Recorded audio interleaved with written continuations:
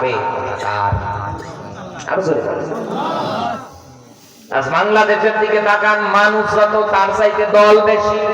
এক কথা বলেন, 22 দল, 20 দল, 14 দল। মরণের পরে আল্লাহ কি কাউকে কি বলবে, তুই কি আওয়ামী লীগ, তুই কি বিএনপি? এক কথা বলে না, তুই কি জামাত? আল্লাহ চেনে এগুলো? বিশ্ব নবীর মুখস্থিত বাণী, একজন মুসলমান আরেকজন মুসলমান ভাই ভাই, পুরো একটা দেহের মতো, একটা বডির মতো। এনার যদি এক জায়গায় কেটে যায়, চিমটি লাগে, এনার মাথা থেকে শুরু করে পায়ের আঙ্গুল পর্যন্ত অনুভব হবে। কথা বলে না কেন? ঠিক তেমনি আমার একজন মুসলমান আরেকজন মুসলমান ভাই ভাই, আমার একজন মুসলমান ভাইয়ের গায়ে কেউ যদি হাত দেয়, আমার তো ওই পরিমাণ ব্যথা, ওই পরিমাণ কষ্ট হওয়া দরকার। কিন্তু আজ আমরা তাকিয়ে দেখতে পাচ্ছি আমাদের চোখের সামনে আমাদের নিরীহ ভাইগুলোকে ফাঁসি দিয়ে দুনিয়ার থেকে বিদায় করে, আমরা কিছুই বলতে পারি না। আমি তো দলের লোক নই, ওটা তো ইসলামী দলই না। কথা বলে না, এ দলে ভোট পর্যন্ত আপনারা দেবেন না। এনারা অমুকের অনুসারী, এনারা তমুকের অনুসারী, এই নিয়ে দ্বন্দ্ব চলছে আসছে। অথচ আল্লাহ বললেন তোমাদের মধ্যে একটা মাত্র দল থাকবে, দলটার কর্মসূচিতে থাকবে ইয়ামুরুনা বিল মারুফ, সৎ কাজে আদেশ হবে। 2 নম্বরে অসৎ কাজ যেখানে, ওই জায়গায় বন্ধ করে দেবে, বাধা দেবে।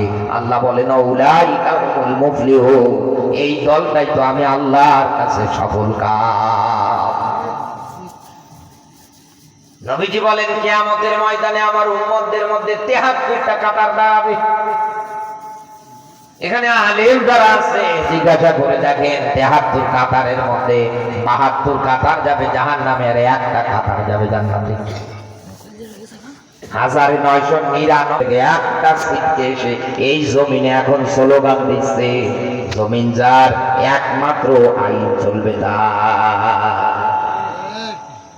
আর এই মানুষটার পরিচয় আল্লাহ দিয়েছে কুনতুম খায়রা উম্মাতিন উখরিজাত লিন-নাস, সূরা আলে ইমরান 3 নাম্বার সূরা 4 নাম্বার পারার 110 নাম্বার আয়াতের ব্যাখ্যা।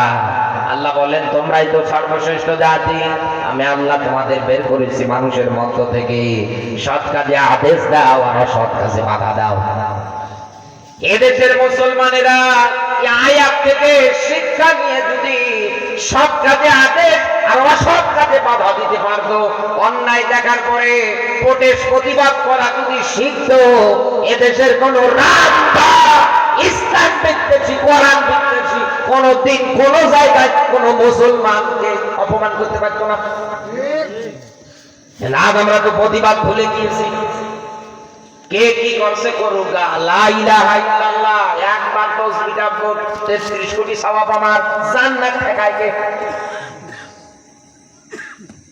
বিশ্ব নবী জানিয়েছে ভাই হাকির হাদিস, এই পৃথিবীর ময়দানে শাহাদাতের তামান্না যার অন্তরে আসবে না, আল্লাহ আমি শহীদ হব, রাষ্ট্রটা কোরআন দিয়ে চলুক, তোমার রাস্তায় শাহাদাতের মরণ দিয়ে আমাদের মরণ করে না, এই শাহাদাতের তামান্না যাদের অন্তরে আসবে না, ভাই হাকির স্পষ্ট হাদিস, রাসূল বলেন ও যদি মারা যায় মুনাফিক হই মরবে। ইন্নাল মুনাফিকিনা ফিদ দারকিল আসফালি মিনান নার, মুনাফিক হয়ে যারা মারা যাবে দোদুল্যমান, একবার এদিকে আর একবার ওদিকে, যখন যেদিকে পানি আসে ওদিকে ছাতা ধরে। এই কোয়ালিটি যাদের অন্তঃকরণে আছে, যাদের জীবনে আছে, ওরা জাহান্নামের একেবারে নিচে থাকবে। সাহাবীরা ডাকতে বলছে হুজুর একেবারে নিম্নতম স্তর বলতে কি বোঝায়? তা আবার জাহান্নামের। বিশ্ব নবী ডাক দিয়ে বলছেন সাহাবীরা, জাহান্নামের উপরি ভাগ থেকে একটা পাথর যদি নিম্ন দেশের জন্য ফালিয়ে দেওয়া হয়, এই পাথরটাই তো জাহান্নামের নিম্ন দেশে পৌঁছাতে 70 বছর কাল সময় লাগবে, আর ওই জায়গায় জায়গা হবে মুনাফিকদের। এজন্য আমি আপনাকে বলতেছিলাম, কাফেররা চেয়ার টিকিয়ে রাখার জন্য আলেম ওলামার ওই সময়ে যারাই দিনের দাওয়াত দিতে এসেছিল সাহাবীরা থেকে শুরু করে নবীরা পর্যন্ত নির্যাতনের শিকার হয়েছে। কথা বলে না কেন? আজও বাংলাদেশে ওরকম বিভিন্ন দল পরিচয় দিয়ে, বিভিন্ন সংগঠন পরিচয় দিয়ে একাধারে দেখেন কোরআন এবং হাদিসের বিরোধিতা করেই যাচ্ছে। একাধারে দেখবেন দ্বীন আর ইসলামের বিরুদ্ধে কথা রটাচ্ছে, আলেমদের ধর্ম ব্যবসায়ী রাজাকার পর্যন্ত বানাচ্ছে। ওনার জন্মই হয়নি ওই সময়, বলছে আপনি রাজাকার, আপনি তমুক, আপনি অমুক। নবীকে যেমন গালি দিয়েছে ঠিক নবীর ওয়ারিসদের গালি দিয়েছে। আল উলামা ওয়ারাসাতুল আম্বিয়া, নবীজি বলেন আমার পরে নাইবে নবী তারা, দুনিয়ায় যারা আলেম। এই আলেমের মধ্যে আবার ভাগ আছে। পৃথিবীতে যে আলেম জবান দিয়ে মসজিদের মেম্বার থেকে শুরু করে সর্বক্ষেত্রে বক্তৃতা দিতে গিয়ে হক কথাগুলো বলতে পারে না, ওটা আলেম নামে বড় জালেম।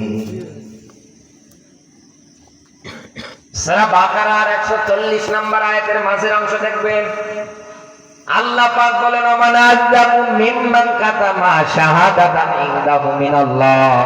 মানে ওই মানে ব্যক্তি আল্লাহ সবচাইতে বড় জালেম ওইটা, যে কোরআনের হক সত্য কথাগুলো জানার পরেও গোপন করে দেয়, চোখ দিয়ে দেখার পরেও বোবা সেজে 12 সালের খুতবা দিয়ে পার করে দেয়। কথা বলে না? সমাজে অন্যায় অবিচার ভরে যাচ্ছে, যুবকেরা নেশার দিকে ধরছে, মেয়েরা বিপর্যয় চলছে, সুদ বেড়ে যাচ্ছে, দুর্নীতি বেড়ে যাচ্ছে, ভাই ভাইয়ের জায়গা দখল করছে। কথা বলে না? মা বাবা অভাব কষ্ট হয়ে যাচ্ছে, না খেয়ে মারা যাচ্ছে। সপ্তাহে 7 দিন আপনি সময় পান এগুলোর উপরে স্টাডি করে মসজিদের মেম্বারে বসে উচ্চ স্বরে গলা ফাটিয়ে বক্তৃতা দেয়, সমাজের বাস্তবতা উঠিয়ে ধরে কোরআন হাদিসের আলোকে 20-25 মিনিট যাই বক্তব্য দেন, মানুষের মাথায় কিছু ঢুকে দেন যাতে বাদবাকি 7 দিন আমল করতে পারে না। আপনি ওই যে মেও মেও করে পার করে দেন। সূরা বাকারার 159 নম্বর আয়াতে এরকম আলেমদের ব্যাপারে আল্লাহ ব্যাখ্যা দিয়েছে, আমি আল্লাহ এদের নিজে লানত দেই, আমার ফেরেশতারা লানত দেয়। আল্লাহর বিচরণশীল সৃষ্টি এবং জীবের ভিতরে যত সৃষ্টি আছে এদের মধ্যে যারা লানত দিতে পারে তারাও লানত দেয়। তো যেই লোকটা আল্লাহ লানত প্রাপ্ত সেই লোকটা আপনার নামাজ নিয়ে দাঁড়াচ্ছে কি নামাজ হচ্ছে? আমরা তো আন্দাজে মনে করি একটা বিশাল বড় আল্লাহর ওলি, বিশাল কিছু।